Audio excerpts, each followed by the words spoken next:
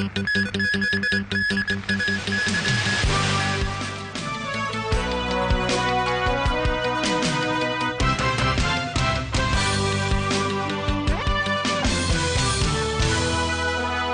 and a very good evening. Hong Kong has climbed 2 spots in a survey on global competitiveness by the World Economic Forum. It now ranks 7th among 148 economies. Evelina Leung reports. Hong Kong's ranking rose from 9th to 7th in the Global Competitiveness Report 2013 to 2014. The quality of infrastructure was world number 1 for the 4th year running. The report also says the city's commerce and labor markets continued to do well, and that the financial sector maintained its efficiency and reliability. But Hong Kong is urged to improve higher education and innovative technology in order to stay competitive. Switzerland remained the world's most competitive economy for the 5th straight year. Singapore and Finland stayed 2nd and 3rd, while Germany and the US each rose 2 places to finish in the top 5. This refers to a 4-year downward trend for the world's largest economy. The report cited a perceived improvement in the country's financial market, as well as greater confidence in its public institutions. Japan was the other Asian economy that finished in the top 10. China was the best performer among all emerging economies, coming in at 29th. That's unchanged from a year ago. As for Eurozone countries, debt-laden Greece finished 91st. The report did call on Beijing to develop the private sector and create a more level playing field for small and medium-sized enterprises. It also cited problems such as corruption and public security. Evelina Leung, TVB News. The Long-Term Housing Strategy Steering Committee has proposed in its consultation document a total housing supply target of 470,000 units for the next 10 years. The average number of units per year is smaller than those in previous government housing plans. Secretary for Transport and Housing Anthony Cheung disagreed that the steering committee may have underestimated the territory's housing needs. Jenny Lam reports.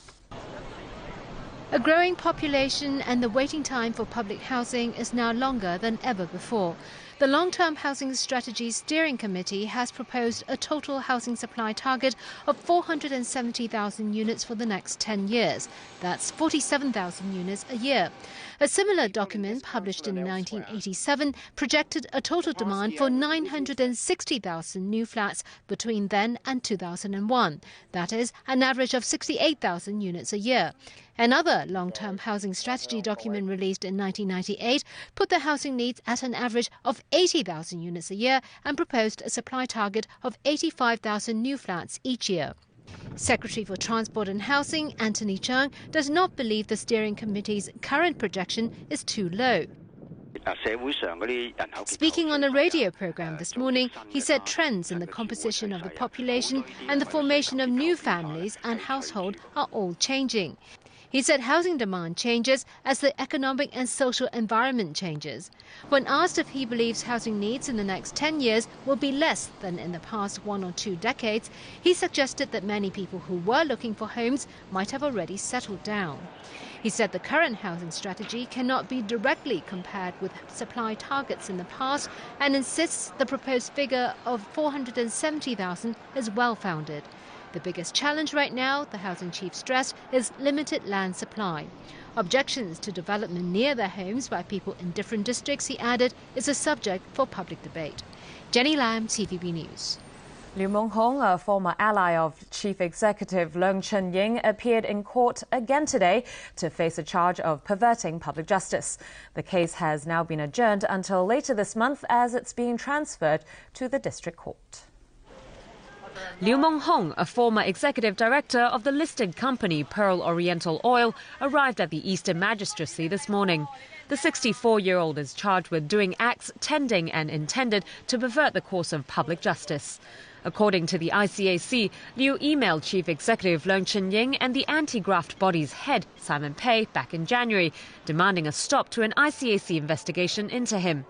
Liu, formerly a staunch supporter of the CE, made threats by referencing his past dealings and connections with Leung. The magistrate accepted the prosecution's request to transfer the case to the district court, where the hearing will begin on September 24th. On leaving the court this morning, Liu referred to Chinese historic figures who faced persecution or were wrongly accused, saying that he now understands how they would have felt. He remains out on bail but is barred from leaving Hong Kong. Turning overseas now, US President Barack Obama's plan to launch limited military strikes has gained some valuable support in Congress. Both the Republican and Democratic leaders in the House of Representatives have expressed their support for the plan. The Obama administration blames Syrian President Bashar al-Assad's government for a deadly sarin gas attack outside Damascus last month. Alan Buckner has the story. Obama met with the congressional leaders at the White House, where he expressed a willingness to change the language of the resolution to address lawmakers' concerns. The key point that I want to emphasize to the American people, the military plan that has been developed by our Joint Chiefs and that I believe is appropriate, is proportional, it is limited, it does not involve boots on the ground. This is not Iraq, and this is not Afghanistan. Republican House Speaker John Boehner emerged from the meeting expressing support for the president's plan. The use of these weapons have to be responded to, and only the United States has the capability and the capacity to stop Assad and to warn others around the world that this type of behavior is not going to be tolerated. And while many members of Obama's Democratic Party are opposed to the use of force against Syria, House Minority Leader Nancy Pelosi gave her endorsement. From a national security standpoint, we have to send a very clear message to those who have weapons of mass destruction of any variety that they should forget about using them. Russian President Vladimir Putin, who opposes the planned action, said he doesn't rule out his agreement to a UN military operation in Syria if it is proved that Damascus used poison gas on its own people. Meanwhile, UN Secretary General Ban Ki-moon called on the Security Council to show leadership and develop an appropriate response if UN testing shows the allegations of chemical weapons use prove to be true. But he also expressed his preference for a political settlement.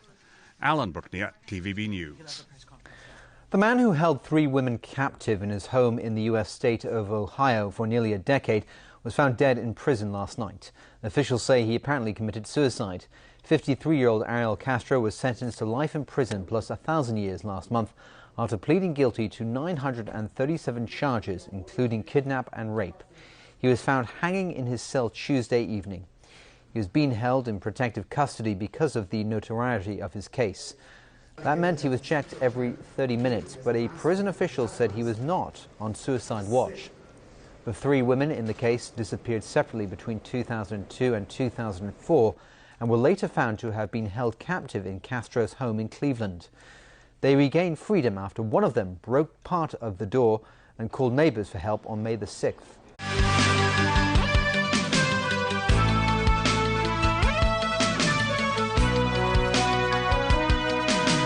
We're back tonight with more local news. A taxi driver who drove off with his passengers' luggage after a row over the fare was today sentenced to 10 weeks in prison. He pleaded guilty to a charge of theft at the Fanling Magistrates Court. Jenny Lam reports. 34-year-old taxi driver Fung Kim Wai told police that he chucked his passengers' luggage into a nullah in Tin Shui Wai, but divers have not been able to retrieve it. The court was told that the cabbie picked up 2 passengers at the airport last month who were on their way to the Lok Ma Chau border checkpoint. As the passengers did not have Hong Kong money to pay the fare, the taxi driver suggested that the payment could be made in renminbi. When they arrived at Lok Ma Chau, the defendant insisted that the exchange rate for the fare should be 1 yuan to 1 Hong Kong dollar. The passengers refused. The defendant then drove off with $60,000 worth of luggage. He pleaded guilty to a charge of theft. The defendant said he overreacted out of anger, but the magistrate said taxi drivers like Fung ruin Hong Kong's reputation. The penalty must pose a deterrent effect on the taxi trade. The cabbie was sentenced to 10 weeks in prison. Jenny Lam, TVB News. Well, some of the taxi trade are worried about the fallout from the case. They warn it could affect the reputation of their industry. Andrew Lau has that story. Many shops in Hong Kong accept both the Hong Kong and mainland currencies as more tourists from across the border come to the city. Of course, we welcome the renminbi and we always stick to the market exchange rate, this shopkeeper says. But this shopkeeper insists that customers must pay in Hong Kong dollars because he doesn't want to have arguments over the exchange rate. Legislator Paul Tse says that shopkeepers can accept the renminbi only if both parties agree on the exchange rate. Now, if the buyer and seller cannot reach an agreement on the currency exchange rate, some lawyers suggest that the seller should request the buyer to change the currency back to Hong Kong dollars before proceeding with the transaction. Meanwhile, chairman of the Kowloon Taxi Owners Association, Wen Chek-ming, says he's worried that the incident involving the jailed taxi driver could tarnish the reputation of Hong Kong. Wen reminded taxi drivers to explain the problems with passengers in a rational manner. Andrew Lau, TVB News. Well, triads are resorting to threats and bribes in order to secure old building renovation contracts that are subsidized by government agencies. The police and the ICAC are joining hands with the Urban Renewal Authority and other bodies to fight the problem. João da Silva reports. Triads are eyeing an opportunity in aging buildings and government subsidies for residents wanting to renovate such buildings. In the first 8 months of the year, the police handled 22 such cases, which is equivalent to the total number of such cases in 2012. The majority of the cases targeted elderly residents in the districts of Kowloon City and Kwun Tong. As for the ICAC, it says over the past few years it has been handling around 1,000 cases yearly in connection with bribery during the tendering phase of renovation projects. I can give a very simple example is that I see there is a construction project, then I would like to get this contract. Then I will just intimidate other companies not to lay the bids on this contract. And I will use all sorts of illegal means, or by intimidating, or by hitting them, attacking them, or after the renovation works in the middle of the process, and I will damage all the finished products. The authorities have now come up with Reno Safe, a strategy they promise will help put an end to these illicit activities. The police, the ICAC, the Urban Renewal Authority, the Housing Society and other bodies are forming a working group that will offer advice to flat owners and other interested parties in order to help them avoid falling prey to this type of crime. Apart from offering advice on crime prevention, the working group will also be distributing information kits like this one, telling owners what to do if they feel that certain parties are illegally interfering with the renovation process.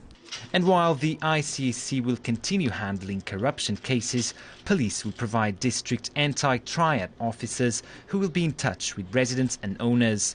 But that may not be enough. Kowloon City District Councillor Pius Yam emphasised that the elderly remain particularly vulnerable to this type of crime because they often can't understand the terms of the renovation contracts. And the chairman of the Hong Kong Owners Club, Diamond Shi, says the government should issue clear guidelines on the costs of old building renovation projects to prevent ill-intended contractors from taking advantage of trusting elderly residents. João da Silva, TVB News. Now, would you consider yourself middle class? A new survey on what the public perceives is middle class has come up with a rather wide range of definitions. The definition of middle class has been up for debate ever since Financial Secretary John Tsang labelled himself that because he drinks coffee and watches French films. Maybe assets and culture. Income is one of the key factors as well, yeah. About, I would say, at least 60K or above on your monthly salary. The Bohemia Foundation surveyed about 1,000 people aged 18 and above in July to see what the public considers middle class. If there's any future policies aimed at, for example, social mobility, how to help people achieve the dream or become a middle class, then should take these into consideration. might be a little easier said than done. More than 86% of respondents pointed to economic aspects, but there was a wide range of ideas when it came down to the details. On property, roughly 17% believed middle classes owning a home worth $2 to $4 million. Nearly 29% said $4 to $6 million, while 12% thought you have to own property worth $10 to $15 million to be considered middle class. For those who said assets excluding property are key, a fifth thought having $1 to $2 million is enough, while more than 11% said one needs $5 to $6 million of assets to qualify. As for those who looked at monthly salary for a definition, 13% said about $30,000 to $40,000, 21% said about $50,000 to $60,000, while 14% said $100,000 to $200,000. On cultural aspects, nearly 51% of respondents thought middle class means having taste in lifestyle, while nearly 74% pointed to being culturally enriched. Interestingly, more than 70% thought being middle class means you should be concerned about social issues, and nearly 45% included participating in social or political issues in their definition. The number of Primary 1 classes in the North District is expected to drop next year. And with cross-border school children in the mix, competition for a spot could be fierce. Evelina Leung tells us more. There are 107 Primary 1 classes in North District in the current academic year, according to the Education Bureau's 2013 primary school profile. That's down slightly from 110 a year ago, and the number is expected to decrease further. Currently, there are 94 Primary 6 classes in the district, and the classrooms they take up could be used for Primary 1 classes next year. This could mean a drop of 13 Primary 1 classes and fewer school places available then.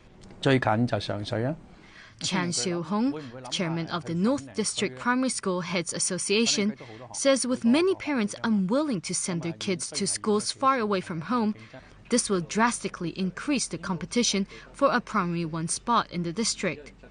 Parents who want to apply for a Primary 1 place at government or aided schools for their kids under the Primary 1 admission system next year can obtain application forms from today until September 27th. They should apply directly at the school between September 23rd and 27th.